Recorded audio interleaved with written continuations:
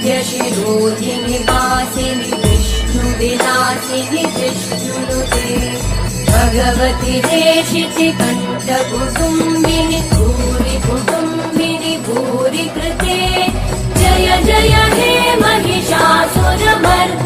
रम्यकपर्दिनि शैलसुते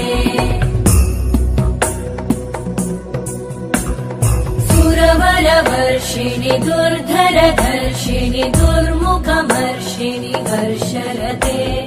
त्रिभुवनपोषिणि शङ्करतोषिणि कल्मषमोषिणि घोषरते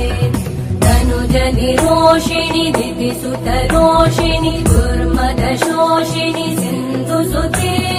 जय जय हे महिषा